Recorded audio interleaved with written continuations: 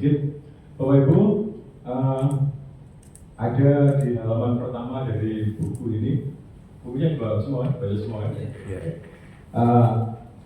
Kutipan dari Yai Uzairon, ya, sejarah itu perlu, kalau tidak tahu sejarah, orang jangan ditipu. Iya, betul sekali. Karena bisa mendorong bahwa sekalian, mumpung ya institusinya sedang berkembang, ya, catat institusi itu, ya, entah itu sekolahnya, entah itu desanya, entah itu apapun ya, catat. Karena apa? Suatu saat nanti ketika institusi itu sudah besar, gitu ya, tidak kepada obor, ya, tidak tahu sejarahnya. Ya. Saya ambil contoh kecil ini. Ini Bung Rasih, saya kira semua orang tahu Bung Rasih. Ya, kalau Surabaya naik bis, mampirnya di Bung Rasih. Bung Rasih itu yang kita tahu rata-rata adalah terminal. Ya. Tapi sebenarnya Bung Rasih itu desa. Nah, ketika desa itu digali sejarahnya, Bung Rasih itu ternyata di sini judulnya Desa Kuno, ya. Desa Kuno. Ternyata ada peninggalan dan prasasti yang menyebut nama Bung Rasih. Gitu ya. Nah, dari situ bisa jadikan dasar Bung Rasih itu kota desa kuno. Saya kira Temboro juga bisa begitu, ya. Dan saya kira desa-desa yang lain juga bisa gitu. Kenapa kita perlu menuliskan sejarah institusi kita, desa kita, lingkungan sekitar kita, supaya tadi generasi mendatang kita itu tidak tempatnya obor.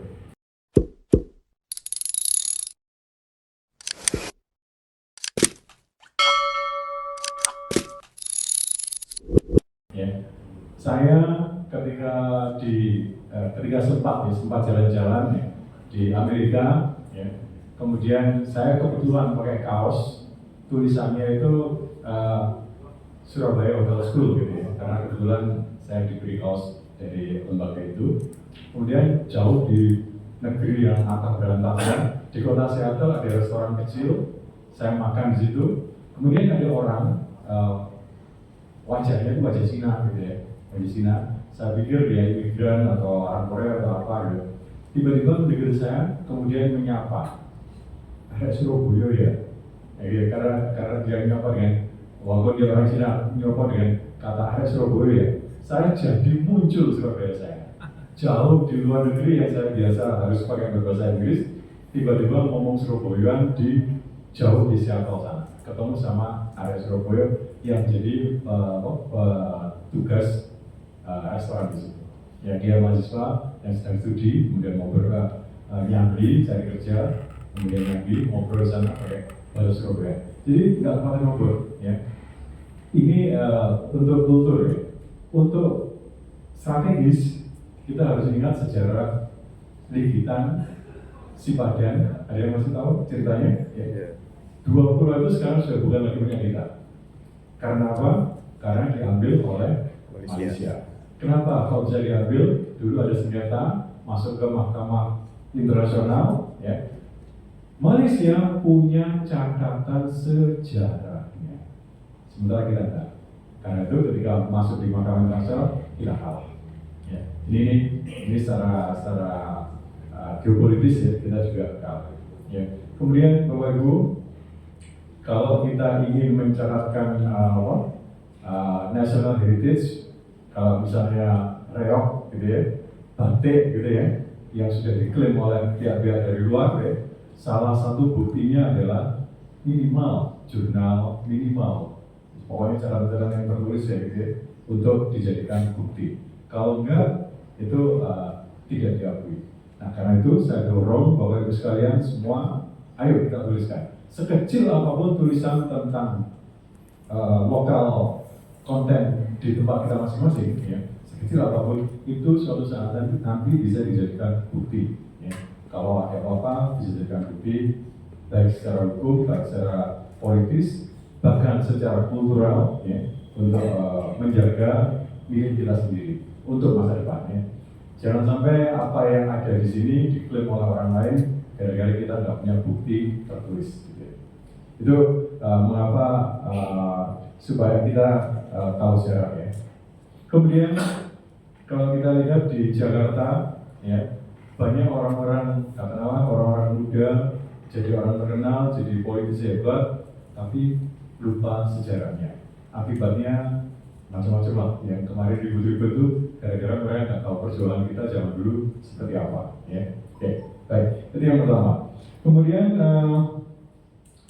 dari halaman 1 buku ini, halaman satunya ada masih di halaman 1 ada kata, ada judul loh, ya judulnya, ya.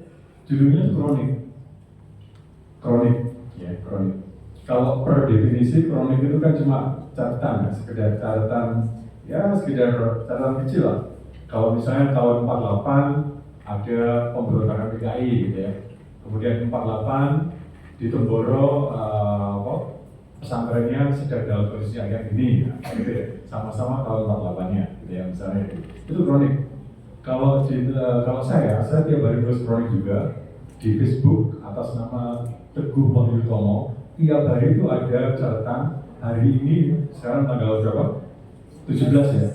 Saya baru tulis tanggal 16 September itu ada catatan kronik sejarahnya. Tahun sekian terjadi apa, tahun sekian terjadi apa, dan itu saya tulis sejak sekitar 9 tahun yang lalu. Rutin saya tulis, saya tambah, tiap saat saya tambah atau saya kurangi gitu ya. Jadi selalu berurutan, itu tiap tahun ada, tiap hari ada di Facebook saya, itu kroniknya. Tapi kalau dalam buku ini, saya kira sudah tidak kronik lagi. Ya, dalam buku ini sudah, kalau disebut kronik enggak juga ya. Dalam buku ini ada dibagi menjadi tiga kronik besar. Pertama zaman dulu, zaman sekarang, dan zaman yang akan datang. Kira-kira selipin mas, ya. Yang zaman dulu ya menelusuri Temboro dan lain-lain, kemudian perkembangan pesantrennya sekarang, terus proyeksi ke depan kira-kira seperti apa. Kira-kira seperti itu kronik besarnya. Tapi itu sebenarnya menurut saya sudah tidak kronik lagi, karena di setiap kronologi tahun dan waktu itu ternyata sudah ada upaya-upaya pengaitan, ada upaya-upaya interpretasi. Ya. Jadi misalnya ketika era saya ambil contoh saja ya di dalam saya cek tanggalnya tahunnya.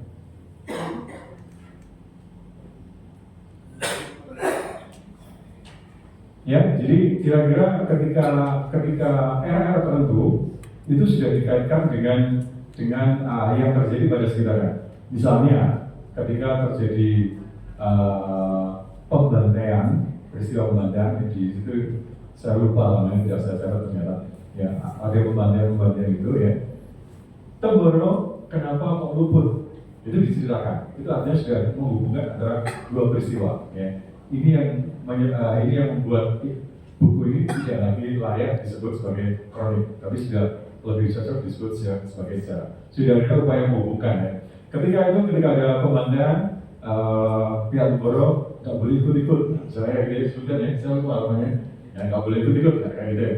Itu sudah ada upaya untuk menghubungkan antara dua peristiwa. Nah ini sudah metodologi sejarah.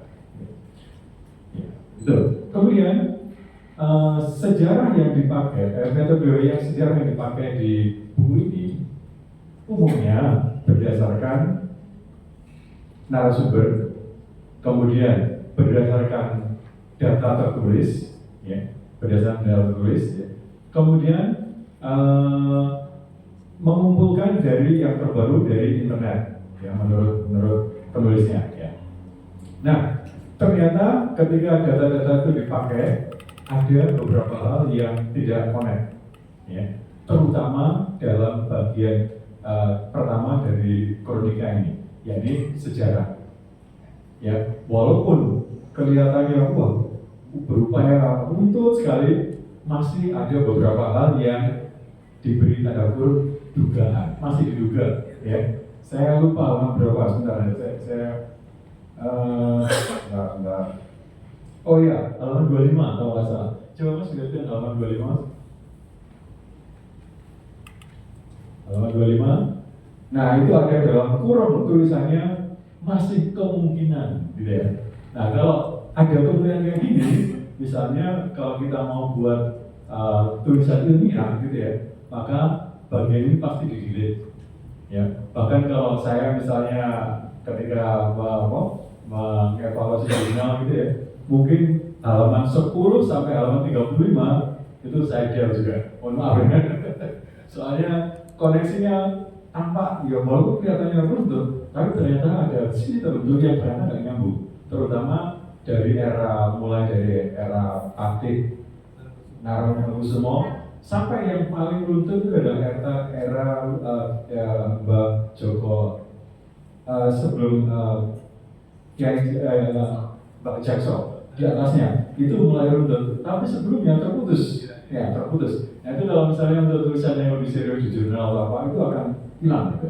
Tapi karena di buku kita perlu menambah wawasan, maka ini oke, nggak masalah gitu ya.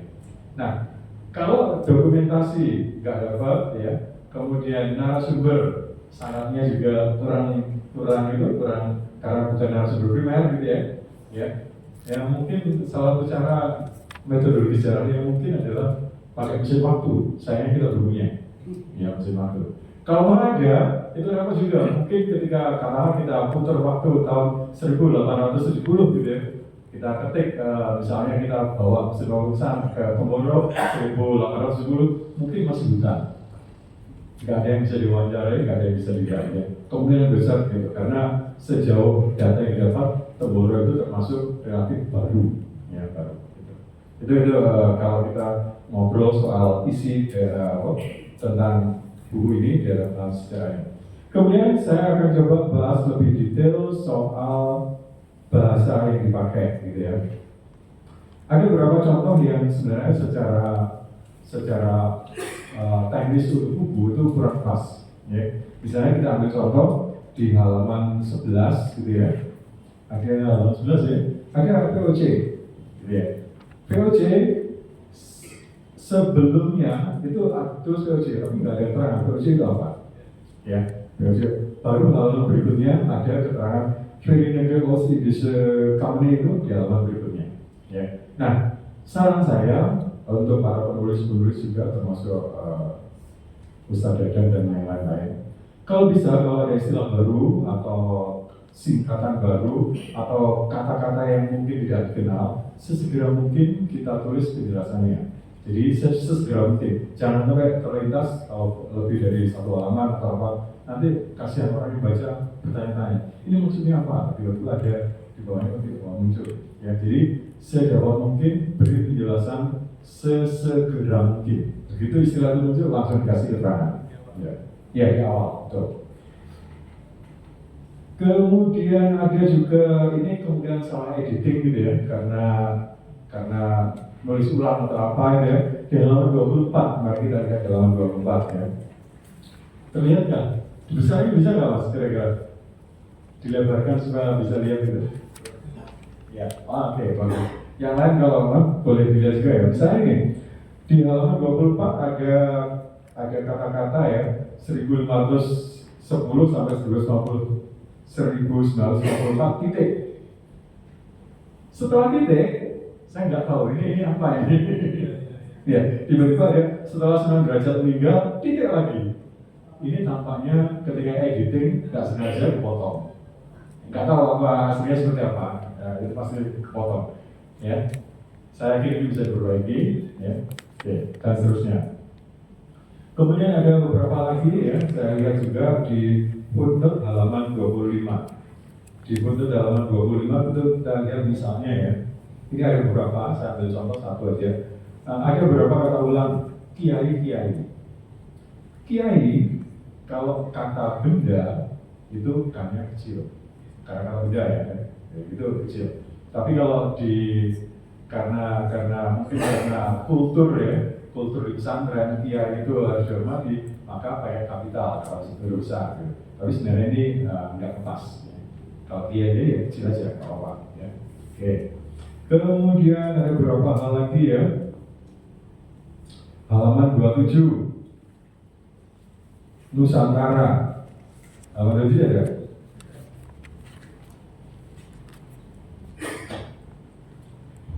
Halaman 27 ada Nusantara yang kecil gitu ya.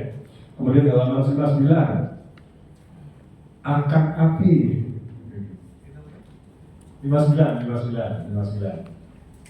Tiba-tiba ada kata akan api. Saya kira akan tetapi.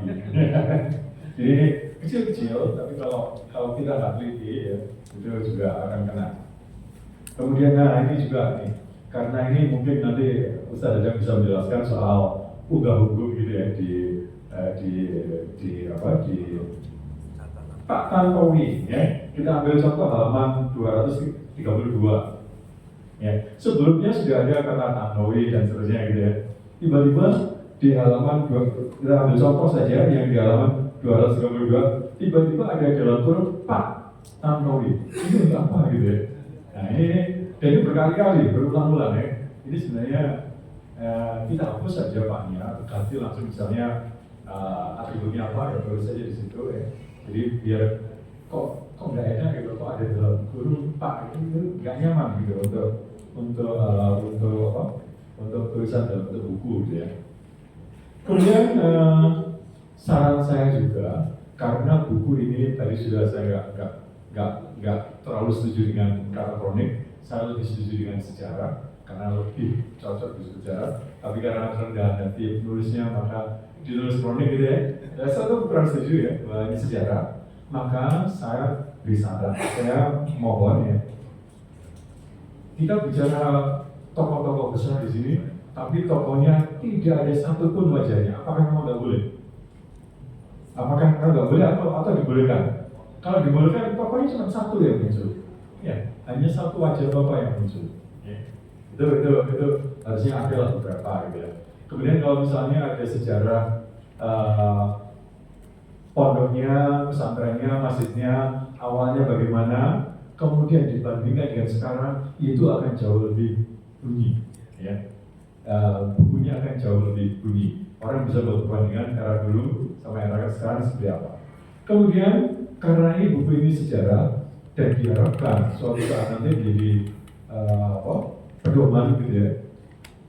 Saya juga sarankan ya, misalnya ada bukti-bukti autentik soal legal formalnya juga disebutkan. Misalnya ada yayasan yang didirikan oleh pihak pesantren, itu misalnya ada fotonya lah, aktenya. Kalau misalnya nggak boleh, ya sebutkanlah nomornya berapa gitu ya, dari pihak departemen kehakimannya, siapa yang menandatangani dan lain-lain. Itu mungkin itu perlu, karena buku ini suatu saat nanti akan jadi sumber sejarah juga. Kalau ada data-data yang kayak data-data legal itu kuat, maka insya Allah nanti landasan yang dibuat di buku ini juga cukup kuat, gitu ya. Oke. Kemudian salah satu ciri dari pondok pesantren di Temboro itu adalah tabligh. Ada ceritanya ada banyak gitu ya. Tapi misalnya kalau ada foto-fotonya itu juga akan sangat mendukung, ya. Itu sangat mendukung. Oke, baik, saya kira itu saja. Saya mencoba untuk pendek saja. Dan saya buat ringkasan kecil tulisan-tulisan poin-poinnya saya sudah siapkan. Tidak sempat saya buat PowerPoint, jadi sudah saya sampaikan dengan cara baca. Oke, maturun, saya bilang kepada moderator. Terima kasih, tepuk tangan untuk Bapak Tom. Ya, silakan. Memang ahlinya editor Bapak ini. Alhamdulillah. Masukkan dari kepada penulis Pak Ustadz Dadang ini nanti bisa direvisi kembali agar lebih sempurna. Oke, terima kasih Bapak Ibu hadirin yang kami hormati. Biar acara berdahulu ini tambah asik menarik, mari kita satu umpan balik. Kami berikan kesempatan untuk sementara 3 pertanyaan dulu. Nanti ditujukan kepada narasumber siapa, silakan. Silakan tunjuk jari untuk penanya yang nomor 1. Ada Pak Yogo, ada Pak Suparno, dan Bapak Suparno, Pak Juli. Oke, dari Pak Suparno dulu. Silakan untuk kepada narasumber siapa, kami persilakan. Assalamualaikum warahmatullahi wabarakatuh. Waalaikumsalam warahmatullahi wabarakatuh. Izin memperkenalkan diri, nama saya Suparno. Rumah saya di sebelah selatan di Satinam, Pak. Jadi termasuk tetangga dari Pondok Baru. Saya lahir tahun 66. Itu apa saya perkenalan saya. Lebih tepatnya saya mungkin ini refleksi saja Ustaz ya, refleksi cerita-cerita yang berkembang di masyarakat dan juga yang sudah Ustaz tuliskan di buku ini. Saya tadi sudah baca sampai halaman 23. Kemudian acara dimulai maka berhenti gitu. Saya tahun 89 saya pernah berjabat tangan dengan Kiai Mahmud. Tahun 90 saya 3 bulan aktif mengikuti pengajian Kiai Usairun. Saya pernah sering berjabat tangan dengan tangan beliau. Saya merasakan tangannya itu lembut, selembut sutra, wajahnya bersih, kulitnya putih bersih. Itu Kiai Usairun. Kira-kira usianya dengan saya kalau terpaut mungkin tidak lebih dari 5 tahun atau terpaut 3 atau 20 ya. Beliau meninggal pada bulan puasa. Pada saat itu sedang berbuka, kemudian menindok nasi, dapat 1 atau 2 itu, kemudian mau mengimami maghrib itu beliau meninggal. Ini cerita Kiai Ubaidillah pada saat saya mengikuti pengajian di Terangkir. Oke, sampai halaman 23 itu saya menangkap bahwa Patih Nerangkusumo itu sebagai awal cerita dalam cerita ini yang akhirnya itu sampai pada kiai-kiai Temboro ya saya. Ya. Jadi saya mencari jawaban Patih Nerangkusumo itu anaknya siapa, sehingga sampai pada kesimpulan bahwa kiai-kiai Temboro itu adalah terahnya Wali-Songo gitu. Seperti itu yang menjadi tanda tanya. Kemudian diceritakan di buku itu bahwa Temboro itu salah satu daerah yang terisolir, ya, itu kami menghubungkan dengan cerita yang berkembang di masyarakat. Ya betul. Pada tahun sekitar 70-an, 71 atau 72, usia saya sekitar 6 tahun atau 5 tahun itu ya. Saya mendengar bahwa Kiai Mahmud itu mau membangun jembatan. Yang di sini tadi diceritakan jembatannya itu ada kalau nggak salah di halaman 76 sekitar itu diceritakan. Kiai Mahmud memiliki pemikiran kalau jembatannya ini jadi, maka nanti desa Temboro itu akan tidak terisolir lagi dan harga tanah akan naik. Yang sekarang mungkin lebih mahal daripada tanah di kota Magetan ini harganya. Saya dengarkan ceritanya di Temboro itu seperti itu, mahal dan tanah di Temboro itu saya dengar pada saat itu saya masih kecil, tapi alhamdulillah saya diberi ingatan yang baik dan saya bersyukur. Ketika membangun itu bahwa Kiai Temboro itu adalah Kiai terkaya di Magetan ini ya, terkaya. Pada tahun 80 itu Busro cerita bahwa tanahnya itu sekitar 10 hektar gitu. 10 hektar. Sebelumnya mungkin bisa lebih karena juga untuk pembangunan masjid dan sebagainya. Tadi ya. Kiai Usairun ya. Kiai Mahmud itu saya dengar dari Kiai Usairun itu bergurunya ke Kiai Tebuireng, Kiai Tebuireng ya. Kemudian tadi diceritakan bahwa juga keturunan Sunan Ampel, dan saya juga punya guru namanya Kiai Abdurrahman, itu pendiri pondok pesantren Tegalrejo. Itu satu daerah di Magetan yang paling selatan, berbatasan dengan Ponorogo. Itu pondok tertua itu, Ustaz. Ya. Jadi dengan pondok itu lebih tua pondok Sakral Tegalrejo itu. Tadi diceritakan oleh Pak Asep bahwa di Raja-Raja di Mataram itu torikohnya Sotoriyah, itu yang di Tegalrejo itu Sotoriyah, bahwa juga diceritakan dalam satu referensi yang saya baca, itu beliau itu termasuk penasihatnya keraton-keraton Jogja. Nah itu bergurunya itu kepada Kiai pada Sunan Ampel di Surabaya, seperti itu. Pada saat itu dia Kiai Abdul Rahman itu aslinya dari Pacitan, itu berjalan juga Surabaya, itu berjalan karena saya masih hutan berantara. Mungkin sudah bisa dibersihkan karena waktunya. Iya. Ini maksud saya nanti mungkin ada hubungan di Temboro itu Naksobandia. Kemudian ada juga hubungannya dengan Satoria karena juga keturunan Wali Songo seperti itu ya, Wali Songo seperti itu. Jadi mungkin cerita-cerita seperti ini bisa melengkapi buku ini, Ustaz. Ya, kalau buku ini kalau diuraikan mungkin tebalnya jika lebih tebal daripada ini, seperti itu. Begitu saja, Ustaz. Ya, mungkin ada tanggapan dari Ustaz. Ya, terima kasih Bapak Suparno atas masukan. Terima kasih. Untuk selanjutnya untuk pertanyaan yang kedua dulu, tadi yang sudah tulisan 3 Bapak ini dari Bapak Supriyanto. Mohon untuk dipersingkat pada terjelas karena waktu semakin siang.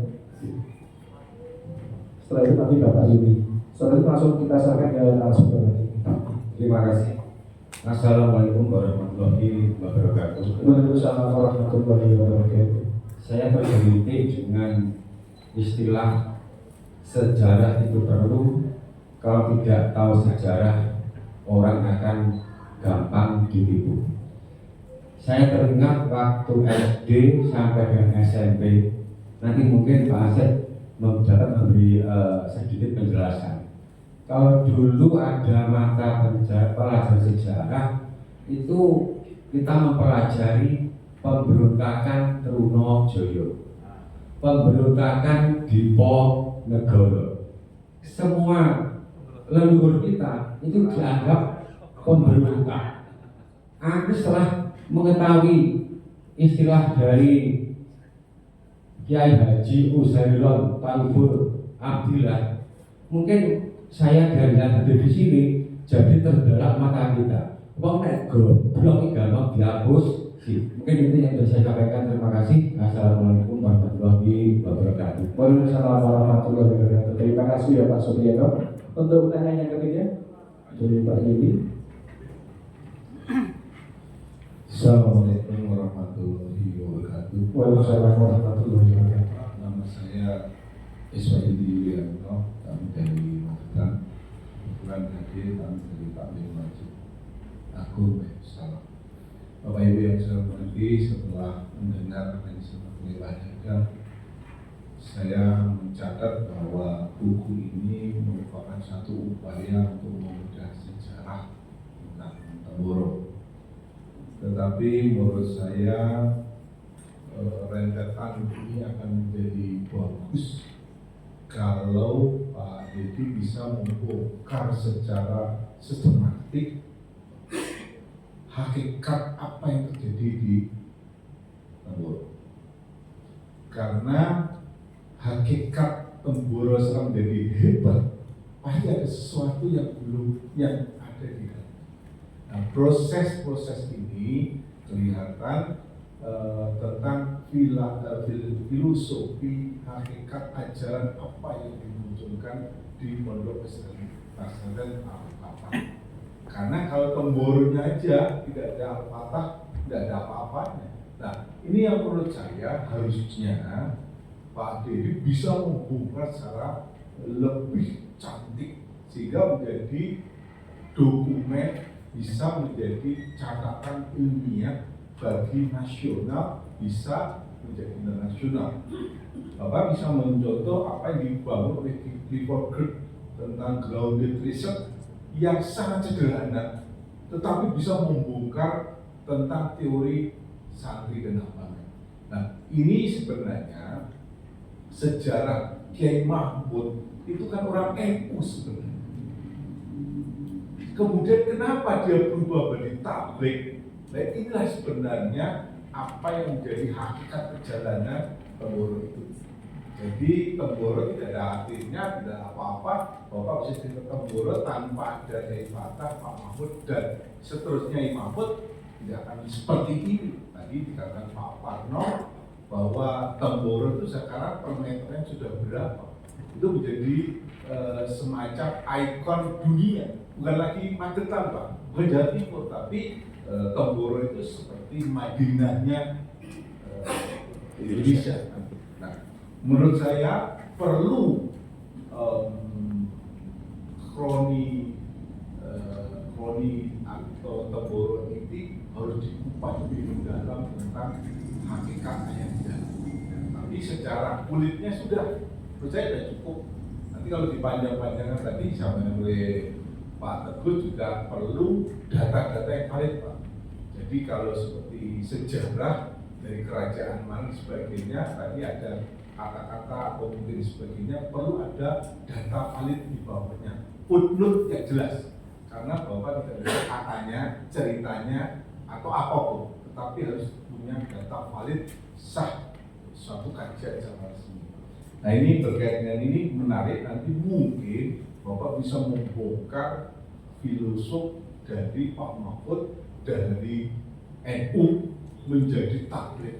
Kemudian tadi ada tentang kajian tentang fadilah amal dan seterusnya. Ini harusnya menjadi satu kerangkaian yang bisa membesarkan Temboro menjadi go internasional. Ini Bapak Ibu mungkin tadi juga dibahas kenapa Pak Mahfud biasanya Satariah menjadi Sabandiah. Ini kan menjadi menarik. Nah, ini kajian-kajian ini menurut saya harusnya dikupas di dalam buku-buku selanjutnya. Nanti mungkin revisi ketiga bisa ada satu kajian lebih mendalam. Mungkin masukan tambahan kami, mungkin Pak Dadang perlu memasukkan kajian analisa yang lebih bersifat teoritis, karena saya lihat dari atas sampai ke bawah teorinya belum ada. Nah, ini yang perlu kajian analisa teori, apa mungkin kajian yang berbasis tadi Pak Asep sudah menegaskan metode teori, bisa juga teori perilaku, teori behavior, sebagainya banyak yang harus dikembangkan. Karena dengan kerangka teori, tulisan itu lebih menjadi ilmiah. Mungkin kemudian basis data-data, setiap catatan harus di bawahnya ini perlu diambil dari mana untuk membuktikan bahwa ini ilmiah, bukan katanya. Yang paling menakutkan katanya dari satu katanya lagi, wah iya itu Pak. Ini yang perlu dikaji, sehingga sekali lagi saya mohon ucapan selamat luar biasa dari Pak Dadang yang sudah memulai, sehingga nanti barangkali kajian ini lebih ditingkatkan menjadi satu kajian yang bisa mungkin akan menjadi saingannya Clifford Geertz ya, menjadi satu dan abangan, mungkin di sana akan menjadi karya tentang tabligh yang menjadi satu kajian yang luar biasa dan ini sudah mengglobal. Tadi sudah dijelaskan ada ratusan cabangnya, tapi apa itu alirannya? Kenapa kok begini dan seterusnya? Ini tokoh-tokohnya siapa? Ada Kiai Mahfud, ada Gus Syairon, sekarang ada Gus Ebet, Gus Fatah dan sebagainya. Sekarang muncul lagi Gus Yusuf dan seterusnya. Ini yang harusnya dibuka juga bisa menjadi satu kajian-kajian tentang ajarannya apa ya menjadi terkenal. Ini mungkin kami tambahan, semoga bisa menjadi masukan dari Pak Dadang untuk membangun kajian yang paling serius. Terima kasih Pak. Ya, terima kasih. Luar biasa untuk umat kali dari 3 hadirin. Kami serahkan ada 3 narasumber, mungkin untuk bisa ditanggapi dari Pak Ustadz Dadang atau Pak Teguh atau dari Dr. Asep. Dipersilakan. Terima kasih, masukan-masukan yang sangat luar biasa. Mungkin ada beberapa yang ingin saya komentari dari Pak Teguh. Ya, itu memang ada masih banyak kesalahan dalam hal tanda baca ataupun ini. Itu kadang-kadang tidak saya sadari. Jadi mungkin saya sempat ngobrol sedikit gitu. Saya ini menulis ini tuh bisa dikatakan ya sendirian. Jadi saya tidak punya, bahkan istilahnya tuh dana sendiri gitu. Penulisan itu ya. Jadi betul-betul ketika saya sudah selesai nulis saya udah capek. Mau baca lagi itu saya udah capek. Saya ini kan gitu kan. Mungkin ketika ngantuk mungkin ada dan sebagainya gitu. Itu memang banyak yang bagus untuk insya Allah untuk perbaikan dari tanda baca. Kemudian yang menyangkut misalnya seperti tadi ada kemungkinan gitu. Nah memang di dalam penulisan itu ini kurang meyakinkan gitu. Tetapi juga memang saya kurang yakin gitu. Karena data yang saya terima itu masih ada 3 silsilah itu. Wah, ini yang kira-kira yang betul itu mana? Tetapi yang saya kemungkinan ya yang paling tidak yang saya pegang yang Pangeran Suranduwiryo itu. Jadi yang namanya Pangeran Narakusumo itu yang saya pegang itu dari 3 silsilah yang saya dapati itu kemungkinan adalah Pangeran Suranduwiryo. Yang lain ada disebutkan Batara Katon. Yang lain ada dari satu lagi saya lupa. Bahkan ada juga temuan bahwa Narakusumo itu bukannya 1, tetapi ada 2. Narakusumo 1, Narakusumo 2. Ini jadi memang ini temuan-temuan berikutnya yang jadi memang perlu penelusuran lebih lanjut lagi. Ini tadinya memang seperti itu juga. Saya tetap kenapa saya menggunakan kronik itu tadinya itu juga ini kan periode yang sangat panjang, 3 abad ini periode yang sangat panjang. Jadi kalau mungkin dibuat sejarah ini harusnya tebal sekali gitu. Maka saya agak tidak percaya diri ketika menulis sejarah itu. Maka saya buat semacam kronik gitu. Nah, tapi insya Allah kemudian juga memang dalam hal penulisan dulu waktu saya belajar menulis itu ada guru saya menyampaikan, jadi membuat tulisan itu seperti halnya kita membuat kalau tukang bangunan itu ada namanya yang melurus gitu, paku kemudian dikasih tali, kemudian di sini ada pemberat untuk misalnya supaya itu maksudnya lurus alur itu. Nah, kurang lebih menulis itu harusnya lurus kata gitu. Itu teori yang sudah ini. Tetapi dalam hal perjalanan ketika saya menulis ini, kalau saya menulis lurus, kadang-kadang mungkin banyak orang yang bertanya gitu. Ya, jadinya itu saya istilahnya itu begini gitu. Karena saya harus mampir dulu ke sebelah sini, mampir dulu ke kiri, mampir dulu ke kanan untuk menjelaskan siapa sih Fulan ini, bagaimana peranannya itu gitu.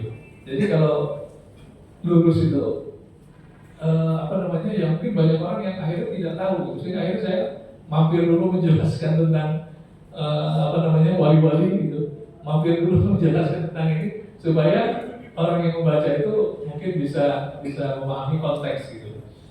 Nah, ini di satu sisi mungkin ini kekurangan, tetapi ya terpaksa harus saya lakukan karena kalau saya hanya menulis dengan alur seperti itu, ini banyak orang yang mungkin akan bertanya-tanya ini maksudnya apa, ini siapa ini gitu. Sehingga saya harus menjelaskan seperti itu. Ini mungkin bisa juga masukan-masukan yang berikutnya gitu. Kemudian apa lagi tadi itu? Nah itu juga ini alhamdulillah memang di dalam pengantar itu pun, terutama di pengantar penulis, saya juga menyampaikan bahwa ini adalah bisa dikatakan bukan final. Ini adalah seperti semacam untuk memicu. Bahkan kalau misalnya ada yang menulis lagi, itu akan lebih bagus gitu. Jadi sebenarnya masih banyak yang bisa ditelusuri. Termasuk diantaranya itu dari buku yang ini itu sekarang sudah muncul satu anaknya, yaitu saya dan tim juga itu membuat satu buku yang lebih spesifik tentang selayang pandang pondok pesantren Al-Fatah. Nah di situ dokumen-dokumen yang bisa saya temukan, saya cantumkan termasuk yayasan, ya. Yayasan Al-Fatah itu nomor notaris yang resmian keluarkan itu ada di situ. Kemudian juga misalnya lembaga pendidikan dari MI itu ada dokumennya, gitu. Tapi itu temuan berikutnya dan istilahnya memperlengkap daripada apa yang ditulis dalam kronik ini, gitu. Nah, terus mungkin ada masukan dari Pak siapa? Bapak Juli. Pak Juli ya, ya Pak Juli ya. Jadi insya Allah mungkin seperti itu Pak. Jadi ini memang namanya seperti itu sebenarnya ini kronologi yang agak dilengkapi gitu. Kronik ini kalau misalnya saya ini kan mungkin sekedar catatan kronologi saja. Catatan kronologi ini tanggal sekian bulan apa kejadian apa dari mulai sampai kurang lebih sekarang. Ini catatan-catatan saja. Nah mungkin insya Allah kalau mungkin ada waktu kesempatan ya mungkin bagaimana yang lebih kualitatif penelitiannya tentang bagaimana seperti tadi itu apa yang menyebabkan Temboro ini bisa berkembang seperti sekarang gitu. Apa itu mungkin insya Allah ya mudah-mudahan mungkin Pak Yuli juga bisa membantu nanti ya, seperti itu. Jadi insya Allah paling tidak ini mudah-mudahan muncul apa namanya termasuk juga bisa dikatakan ada juga turunan-turunan lain gitu, yang mungkin diantaranya ada yang tercatat dengan kemarin itu juga ya saya Pak Syukur itu diminta juga oleh Kiai Ubaidillah gitu untuk membuat memoir Gus Ben 1, 2 sekarang udah 4. Jadi ada hal-hal itu yang lebih istilah itu lebih apa namanya lebih mendalam gitu tentang peristiwa-peristiwa ataupun tentang apa namanya kejadian-kejadian atau tentang profil-profil orang-orang gitu. Nah, jadi memang apa namanya ya memang ini memang buku untuk istilah memicu apa namanya penelitian yang lebih mendalam tentang Temboro gitu. Ya, doakan saja mudah-mudahan nanti ke depan bisa muncul lebih banyak lagi pendalaman tentang Temboro. Jadi ini juga membuat apa namanya semacam pelajaran untuk kita bahwa ternyata sejarah lokal itu begitu kalau kita dalami begitu luas, begitu kaya gitu. Dan juga sejarah lokal itu termasuk juga bagian daripada fungsi sejarah lokal itu adalah untuk perlawanan. Kalau misalnya sejarah lokal sejarah ini biasanya kan ditulis secara nasional, sifatnya nasional dan oleh pemenang politik gitu. Maka ketika misalnya Belanda yang menang berkuasa, maka di Ponorogo adalah pemberontak, yang lain adalah pemberontak, siapalah Soekarno pemberontak. Tapi ketika Indonesia merdeka, maka yang tadinya pemberontak itu berubah jadi pahlawan. Nah, kadang-kadang juga dengan sejarah lokal ini kita bisa semacam membuat perlawanan gitu. Oh, si fulan ini yang digambarkan secara umum nanti figurnya kurang bagus. Ternyata saya orang lokal sendiri, saya mengetahui bahwa si fulan ini adalah orang yang mungkin baik gitu. Sehingga kita bisa membuat sejarah tentang si fulan ini sendiri berdasarkan versi kita gitu. Jadi sejarah lokal itu menurut saya salah satu fungsinya adalah sejarah perlawanan itu. Kita tidak bisa menerima tidak menerima begitu saja apa statement umum yang terjadi kepada tokoh tertentu atau kepada kejadian tertentu gitu. Dan itu banyak sebetulnya kalau kita dalami lagi banyak peristiwa-peristiwa yang secara umum kita pelajari di buku sekolah ini si fulan ini begini, kejadian di suatu daerah ini begini. Ternyata menurut orang kampung ini, contoh misalnya Abu Palaka melawan dengan Hasanuddin. Nah, kita tahu sendiri dalam buku nasional bahwa yang namanya pahlawan itu adalah Pangeran Hasanuddin karena melawan Belanda. Tetapi bagi apa namanya kemudian Sultan Hasanuddin berperang dengan Abu Palaka. Tetapi Abu Palaka ini bagi orang daerahnya itu adalah seorang pahlawan karena dia membela kepentingan orang lokal gitu. Jadi maka dengan kita memperdalam sejarah lokal ini akan banyak warna-warna yang lebih menarik lagi gitu sebenarnya gitu. Termasuk juga bagian daripada perlawanan kita. Nah, saya kira mungkin sedikit dari tanggapan dari saya. Terima kasih Pak Ustadz. Luar biasa umpan tadi dari Bapak Suparno dan Pak Yudi, dan ada satu umpan lagi dari Bapak Sugito kepada Bapak Dr. Asep. Oke, silakan. Baik, terima kasih atas pertanyaan. Memang ketika Belanda menulis, ya, atau penulis-penulis yang dibayar oleh Belanda akan menganggap bahwa perlawanan itu daerah pemberontakan, tidak hanya di Ponorogo. Makanya ada perubahan strategi ketika Diponegoro ditangkap, kemudian Torekot itu dicurigai. Nah, ayahnya Kiai Soleh Darat itu sudah pengikutnya Pangeran Diponegoro. Nah, Kiai Soleh Darat kemudian punya murid Kiai Haji Hasyim Asy'ari, pendiri NU. Kemudian punya murid lagi Ahmad Dahlan. Nah, Torekot itu sudah kemudian, ya, pintarnya orang Jawa. Torekot itu semacam dalam tanda kutip dilebur. Nah, sehingga tidak kelihatan, sehingga tidak dicurigai lagi oleh Belanda. Nah, ini kan perubahan strategi yang ada karena menyikapi, kalau panjenengan mencermati sejarah yang ada, Torekot itu dibasmi, Pak. Basmi. Makanya mereka kemudian menjadi sebuah gerakan yang inklusif. Tidak semua orang tahu, tidak semua orang bisa, tapi hanya kalangan-kalangan tertentu saja. Dan biasanya memang bergerak dari pondok pesantren. Kemudian tadi kalau kekurangan dana, sebetulnya Perpustakaan Nasional Republik Indonesia itu membuka, Pak, setiap tahun. Jadi kebetulan saya diminta menjadi salah satu tim penilai. Setiap tahun itu ada 300 judul buku, Pak. Tapi yang berangkat objek materialnya dari naskah kuno. Nah, mungkin di pondok masih menyimpan naskah kuno, itu dialih aksarakan. Tadi diterbitkan oleh Perpustakaan Nasional, alih aksaranya saja itu 25 juta per buku. Kalau plus kajian jadi 35 juta. Setahun ada 300 judul buku. Tahun ini kena efisiensi hanya 75 judul buku, tapi masih dibuka sampai dengan akhir September. Semoga panjenengan masih punya kesempatan kalau mau. Perkataan Bapak. Ini informasi mungkin apa dari Bapak itu? Baik, Pak Apri, saya dulu waktu kecil, waktu masih sekolah itu nggak sering sejarah. Jujur saya nggak sejarah. Suruh ngapalin tahun, ngapalin orang, isinya sejarah berantem toh. Perang ini, ngapalin perang ini.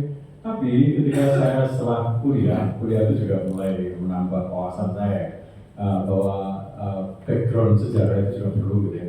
Kemudian ketika selesai kuliah, ketika saya sudah mulai aktif di jagat literasi, ternyata sejarah itu sangat vital.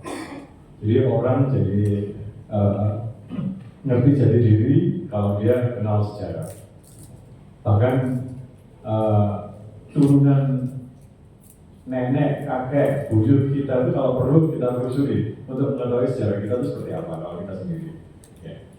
Nah, itu tadi untuk membuat jadi diri kita sebagai orang, sebagai manusia itu kuat. Salah satunya adalah lewat sejarah. Masalahnya sejarah itu kadang-kadang tidak objektif. Sejarah itu disusun sangat subjektif berdasarkan siapa yang menyusun. Ya, kalau tadi misalnya Belanda yang nyusun, Soekarno itu aktivis, Diponegoro itu pemberontak. Tapi kalau misalnya yang nyusun kita, sebaliknya, ya itu. Jadi bergantung pada perspektif yang dibuat oleh masing-masing penyusun. Dan jangan lupa, biasanya sejarah itu ditentukan oleh pihak yang menang dan yang berkuasa. Nah, kalau yang berkuasa itu lalim, dolim, ya orang-orang yang tidak berkuasa ini harus mencoba melawan, mengoreksi sejarah dengan versi lokal konten masing-masing. Saya kira begitu. Oke, terima kasih. Iya, terima kasih teman-teman yang kita semuanya. Luar biasa, narasumber yang begitu hebat semua. Bapak Ibu sebenarnya masih asik, tapi ini waktu yang sudah terbatas dan ini kita tutup bersama-sama. Nanti kalau pengen bertanya nanti langsung jadi kalau nanti daripada itu